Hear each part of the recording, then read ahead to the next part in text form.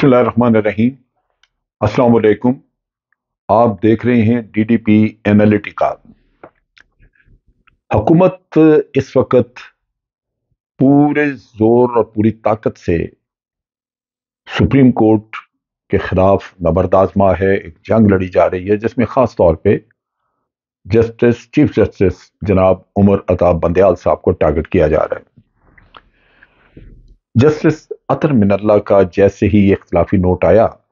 तो हुकूमत ने फौरी तौर पे ऐलान किया कि ये देखें, ये फैसला आ गया और अब इस फैसले की रोशनी में चीफ जस्टिस जनाब उमर अता बंदयाल साहब को इस्तीफा दे देना चाहिए। मैं चीफ जस्टिस साहब को सलाम करता हूं। उन्होंने इंतहाई नामसाद हालात और बहुत ज्यादा हर तरह के प्रेशर्स उनको बर्दाश्त करते हुए मुल्क के आइन के साथ वफादारी का सबूत दिया है। चुनाचे ये उनका हक है कि आज आईने पाकिस्तान की पासदारी के लिए पाकिस्तान के अवाम उनको तकवीत पहुंचाएं, उनका साथ दें। हुकूमत मुख्तलिफ हरबे इस्तेमाल कर रही है। सबसे पहले तो कानून बदलने की कोशिश की गई। वो एक बिल पास कराया गया जिसमें कहा गया कि सो मोटो नोटिस जो है वो चीफ जस्टिस नहीं ले सकता, लिहाजा वो 3 सीनियर जजेस बैठेंगे। एक नया प्रोसीजर वहां पे निकाल के रख दिया। उस पर बात करते हैं कि वो है क्या। यानी एक भरपूर भोंडी कोशिश की गई कि उस वक्त जो केस सुना जा रहा है जिसमें कि हुकूमत को नजर आ रहा है कि उनके खिलाफ फैसला आएगा क्योंकि आइन के खिलाफ हुकूमत काम कर रही है, तो इंतहाई मुजरमाना तरीके से एक वही कानून बदल के अपनी मर्जी का फैसला करवाने की कोशिश की गई। चीफ जस्टिस को प्रेशराइज करने के लिए फिर एक करारदाद पास कराई गई जिसमें करारदाद से कहीं ज्यादा जो तकरीरें की गई शर्मनाक, उसमें चीफ जस्टिस को इतना बुरा भला कहा गया कि वो अल्फाज मैं दोहरा नहीं सकता यहां पे क्योंकि वो बहुत बड़ी और गंभीर किस्म की तौहीन अदालत होगी। लेकिन हमारे पार्लियामेंटेरियन, चूंकि उसमें बहुत सारा बिकाऊ माल मौजूद है, उनको इस बात का एहसास नहीं हुआ कि उनको कम से कम एक महज़्ज़ब रवैया इख्तियार करना चाहिए। वो महज़्ज़ब रवैया इख्तियार नहीं किया गया। नतीजा ये कि आपने देखा कि किस कदर बुरी तकरीरें की गई और किस तरह आवाजें कसे गए और तकरीबन आप यूं कह लीजिए कि गाली गलोच वाली बात थी। अब एक और जो हर बात जो कि मैं समझता हूं हमारे इस दौर की शर्मनाक सियासत है, जो घटिया तरीन हरकत कहीं भी किसी मुल्क में हो सकती है, वो यहां पे अब सियासी मैदान में हो रही है। और आपको पता है कि नून लीग इस खेल की मुजद भी है और महारत भी उन्हीं के पास है। उन्होंने ही ये गंदी वीडियोस का काम शुरू किया था और ऑडियोज लीक का काम शुरू किया था और इसी में वो आ, उनको मुख्तलिफ वीडियोस को लेके फेक किस्म की वो कहानियां बना के तो वो पब्लिक में लेके आते हैं टेलीफोन टेप किए हुए। ये शर्मनाक काम हमारी सियासत में इन्होंने इंट्रोड्यूस किया जो अब जोर पे है, पूरी तरह जोरों पे है और किसी को कोई हया शर्म नहीं कि वो ये गंद निकाल दे ताकि लोगों की निजी जिंदगी या कोई और ऐसी चीजें जो हैं उनको पब्लिक में ना लाया जाए। लेकिन जितने भी ऐसे किरदार हैं जिन्होंने के गलत काम किए हुए हैं, वो अपने गलत कामों पे जब अपनी मर्जी के फैसले लेना चाहते हैं, अपनी मर्जी के नताइज हासिल करना चाहते हैं, तो फिर वो ब्लैकमेल करने की सियासत या ब्लैकमेल करने की अपनी प्लानिंग करते हैं। वो साजिश आपने जज अरशद मलिक के खिलाफ भी देखी थी जिसने कि वो पनामा वाले केस का फैसला दिया था। उसकी भी वीडियो बना के और पहले उसको वो उसकी गंदी वीडियो चलवाई और फिर उससे कुछ और कहलवा के तो इन्होंने ये काम किया। तो ये मामला रुक नहीं रहा और अब कहा गया है कि ये जो हजरात हैं 3 जजेस जो बेंच में थे जिन्होंने फैसला भी सुनाया कि आप 14 मई तक इलेक्शंस करवाएं, उनको उनके बारे में अभी धमाका खेज वीडियोस आएंगी और इस तरह की ये बातें, ये भी ब्लैकमेल करने के लिए एक थ्रेट, एक धमकी उनके हिसाब में डाल दी है ताकि शायद वो इससे डर के تو وہ کمپرومائز کر جائیں اور کہیں کہ جی ہماری کوئی ایسی گندی ویڈیو نہ نکال دیں، مہربانی کریں کہ ہم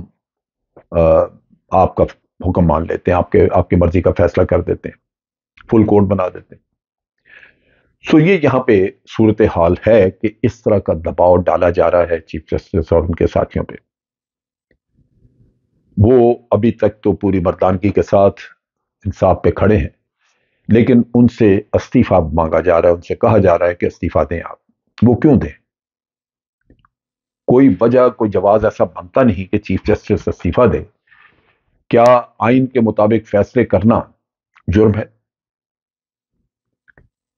قوم احسان مند ہوتی ہے جب بھی ہماری عدالتیں آئین کے مطابق، آئین کی روح سے دیکھ کے فیصلہ کرتی ہیں۔ یہاں ایک حکومت بیٹھی ہے جس کو عوام کی حمایت حاصل نہیں،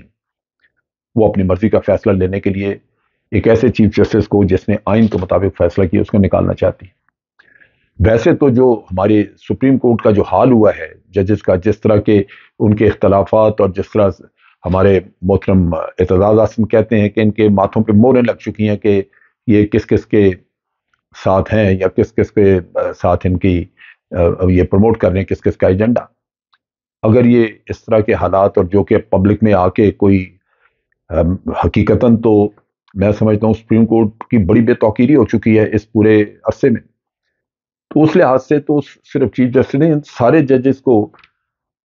خود استعفے دے دینے چاہیے ادارے کی خاطر کہ اس ادارے کا وقار ہمارے ہوتے ہوئے برباد ہو گیا ہے، لہٰذا ہم استعفیٰ دے رہے ہیں، اور کوئی نیا سپریم کورٹ بن جائے جس میں کہ نئے ججز آئیں جو کم از کم کنٹروورشل نہ ہوں۔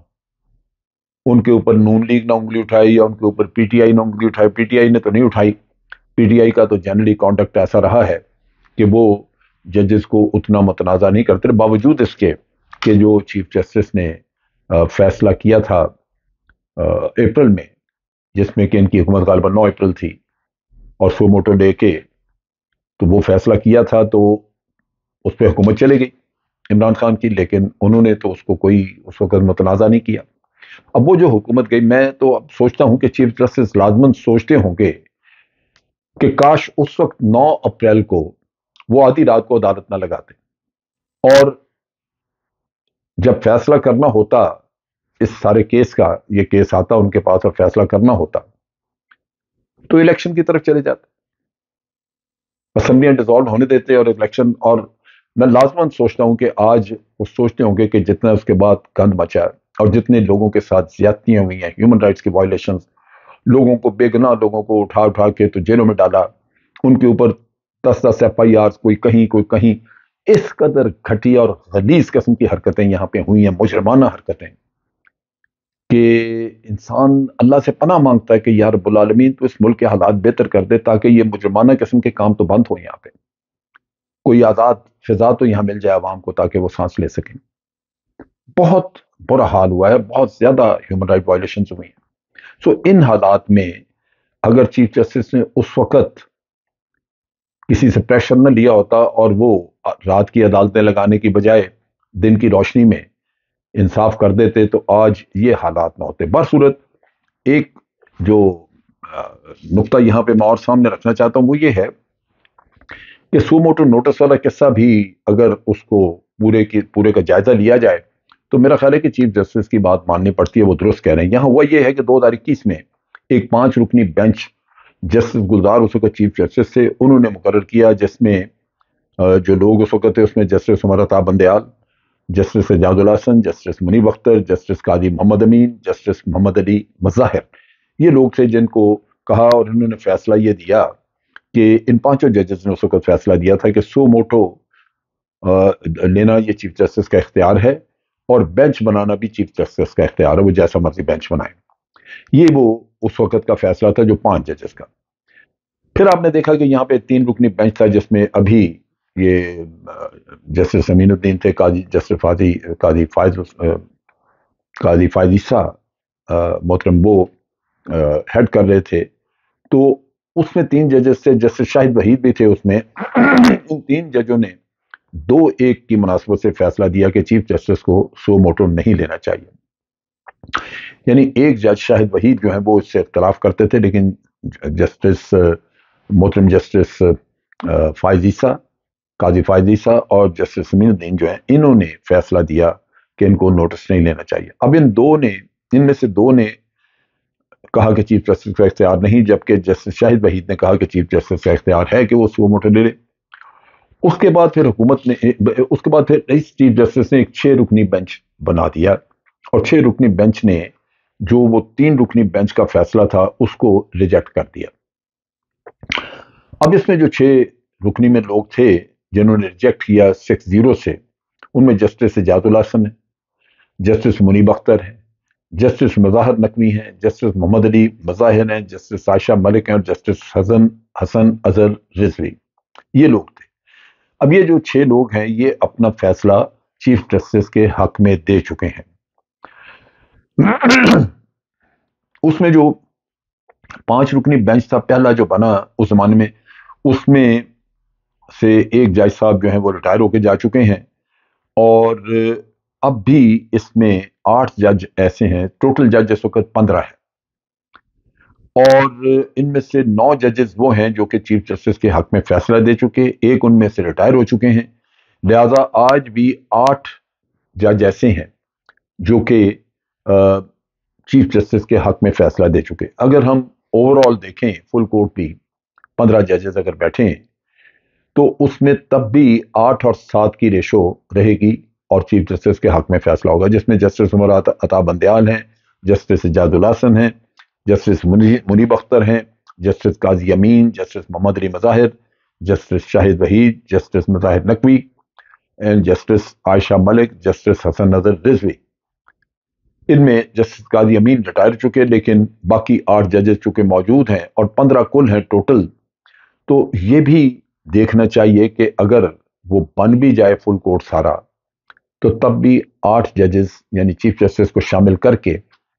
وہ ہیں جو کہ 8 اور 7 کا فیصلہ اگر دیں تو تب بھی وہ چیف جسٹس کے حق میں فیصلہ ہوگا۔ سو یہ سارا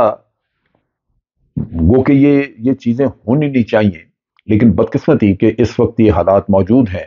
اور کوائٹ پاسبل کہ چیف جسٹس کو کوئی ڈیسائسو ایکشن اس پہ کرنا پڑے۔ حکومت بہر صورت پوری طرح اس وقت تیار ہے۔ آپ سوچئے کہ وہ یہ کہتے ہیں کہ فلاں وقت میں جس جج نے ہمارے حق میں فیصلہ کیا تھا، اب بھی ہمارا کیس اسی کے پاس ہونا چاہیے، باقی ججز میں ان کا نہیں۔ اور یا دوسری طرف اگر اس کسی جج نے پی ٹی آئی کے حق میں فیصلہ کر دیا ہے تو وہ یہ کہتے ہیں کہ نہیں، اس جج کے پاس تو پھر کیس ہمارا بالکل نہیں جانا چاہیے، یہ تو پی ٹی آئی کا جج ہے۔ یعنی ججز کے اوپر لیبل لگا دیے ہیں، تو کیا رہ گئی بک آف سپریم کورٹ کی؟ تو یہ ان حالات میں سمجھتا ہوں یہ بڑی سیریس سچویشن ہے، جہاں آپ کا جوڈیشل سسٹم تقریباً کولیپس کر چکا ہے، اور اس میں ضرورت اس بات کی ہے کہ یا تو ہمارے سیاستدان کو ہوش کے ناخن دیں اور سپریم کورٹ کی لاج رکھیں، یا سپریم کورٹ کے ججز خود اس کے بارے میں سوچیں کہ اس ادارے کا کیا رہ گیا، نہیں تو پھر عوام نوٹس لیں تاکہ کوئی تو ایسا حل نکلے کہ ملک کی اعلیٰ ترین عدالت جو ہے وہ بچ سکے اور کام کر سکے۔ اب تک کے لیے اتنے ہی۔ افواج پاکستان زندہ باد، پاکستان پائندہ باد۔